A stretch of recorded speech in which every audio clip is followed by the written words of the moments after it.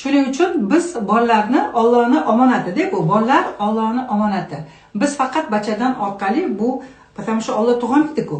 Yo tug'oladimi? Tug'olmaydi-ku. Qanchalik buyuk bo'lmasin, u tug'olmaydi. U uchun bandasini yaratdi. Ya'ni ayol kishini yaratdi-da. Biz unga kerak farzandni biz olib kelib beramiz mana shu dunyoga. Biz o'rtadagi posrednikmiz. Mana shu narsaga ahamiyat bering-da. Men shuni eshitganimda bor-ku, Вообще shu ko'chib qolganman. Oldinlari shu 3 ta farzandimni ham men tuqqanman deb o'ylardim-da. Yo'q, оказывается, Alloh tug'olmas ekan-ku. Unda o'ylab qarasangiz bor-ku, u tug'olmaydi-ku, qanchalik buyuk bo'lmasin. Uni marketing shunaqa. Bandasini yaratgan, ayol kishini yaratgan, biz uni bandasini olib kelib beramiz. Uni bandasini olib kelib beramiz. O'sha olib kelib bergan bandamizning o'zining missiyasi bor. Bu dunyoga nima uchun kelgan u? Misol uchun kimdir doktor bo'lish kerak, kimdir qo'shiqchi bo'lish kerak, kimdir arxitektor bo'lish kerak, kimdir shoir bo'lish kerak.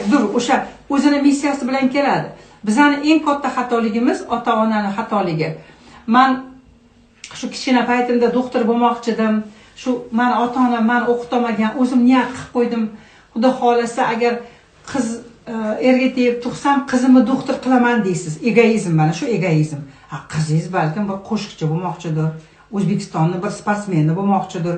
U sportga qiziqadigan bir odamdir balkim. Siz o'zingizni maqsadingizni o'ylab mana shu joyda uni doktor qilasiz.